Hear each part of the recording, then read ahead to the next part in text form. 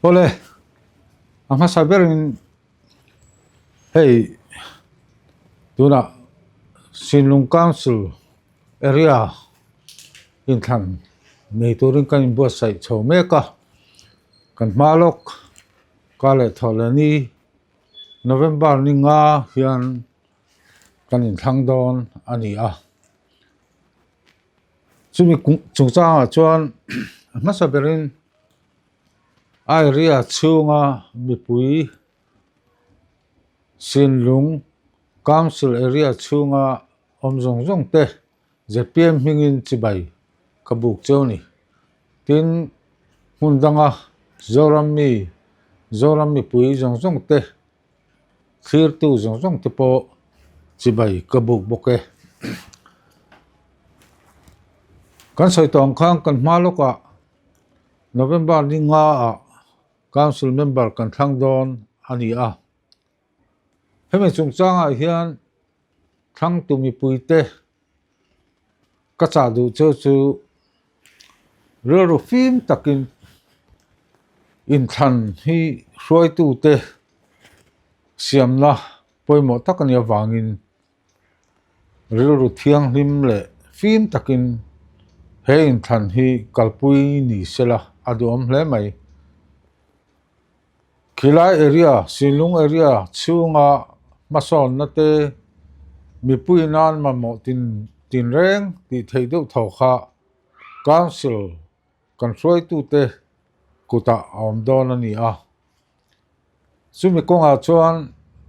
a ngonga thui em a ami pui ten ngun takin ngai to ula in tha te kalzel thengpua a tha zong le a tha lo zong hong the ni ti kha hria ula chu wangin pathian ron chungin chung kwa ang te poin dik taka he in than hi kalpui turin trong trai na nen kalpui theula adom hle maya chu ka han ngen chu ani ZPM chon he Sinlung Council in than tur hi ala thu tak hle a tuna hian inrinia closing campaign closing nei turan ya wangin seat zong mun son pahnia closing function mang turin kanin tir chuak veka minister po pariat vel mun sanga angkal don ani chutiang hula po chuan kan thil tia piang te ram le namtana thatur mani tang ma mai ngai tu lova chutiang ru chu kan put abe se om hle mai ninga kan thanganga vote an siang hal mai don ni in arin oma result po kan thret hoi don ni na lang tun thangin council area chunga khian council nu ma motor lian tham area mi pui te ta na zar han zo tham tu le langsar tak ala om lo hle a council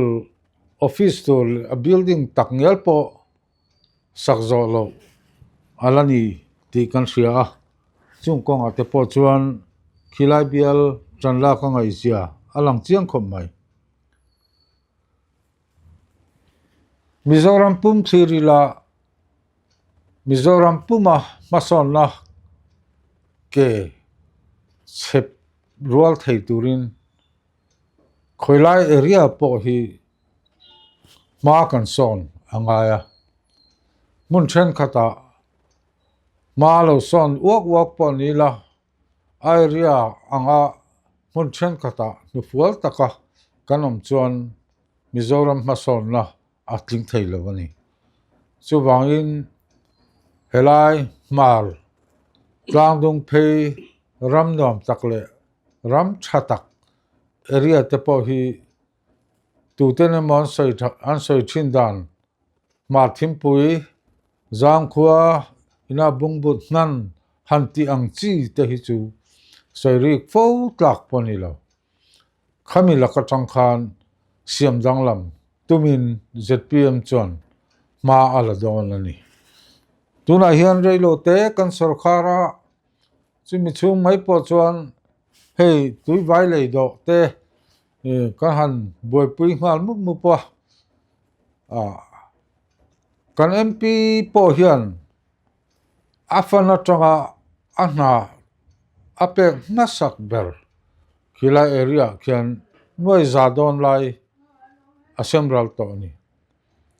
ril ruin anu chialo hle ni ti kha atilang khopin ka ria kan ram he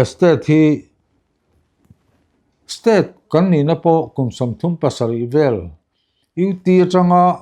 siar phei chuan kum som nga kan ni to ani amaro chu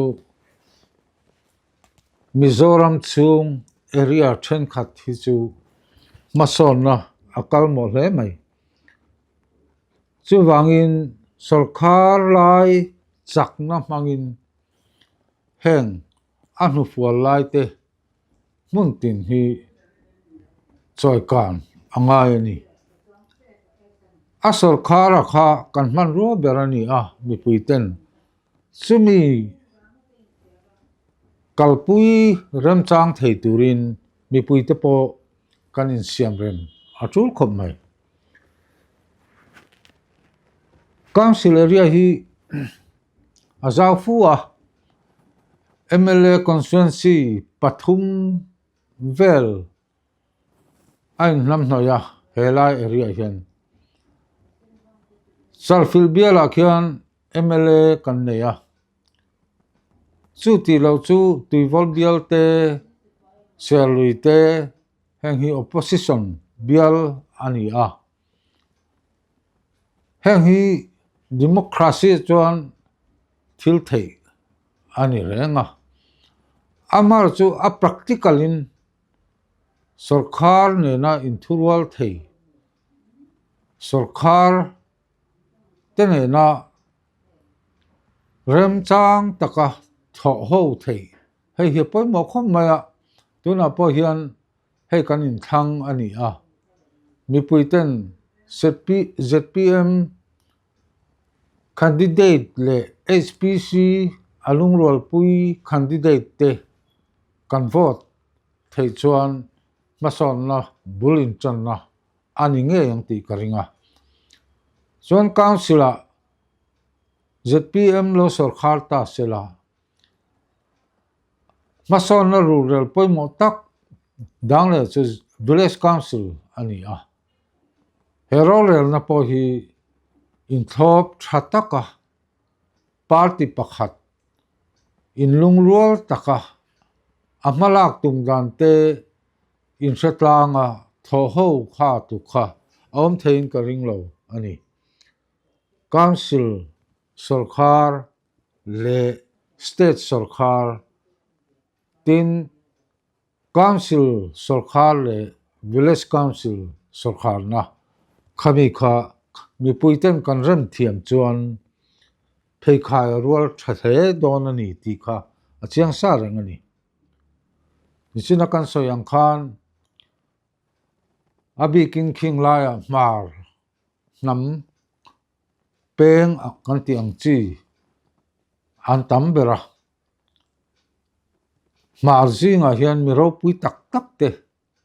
mi ro pui tak tak chanem tak hi mar nam te ani mizo ti hing thatu point ni amaro chu a in pui ber a area kan han sei Sinlung Hills Council area a in pui ber ero hi chu a in melo le siam thatanga ya a in pui hi sak that angai ni na lang ber mai chumi ril ru chu kan put thiam chuan tun in thana po hian mi puiten kut thak dan tur chiang takin in mu thein ka ring ani sum mathe mani in tin ti tum ngor ang chi te hian ram siam thanna konga poi an khoi thui hleng ka ria democracy ni na po anti melhem hle chin ani fel takin free takin zalen takin him takin in thangila chumi konga chuan anu hnung bera mi pui ta kan cha du chu ram hilal pa ta ni a chunga mi pui ta po hi pathian siam ata kan ni chu wangin adu danang taka heram hi choi kan timani chuan abul tran na in than na tang hian pathian herangin kan ru in bua sai savila pathian tan development hi ahar samia lavani athu milin arilru milin Sinlung Hills Council in thang tura vote nei tu zong te kangen chewa khoi takin chumi konga chuan rilru fimin ZPM le HPC changdun sarkar na siam turin ma ila thewang kalome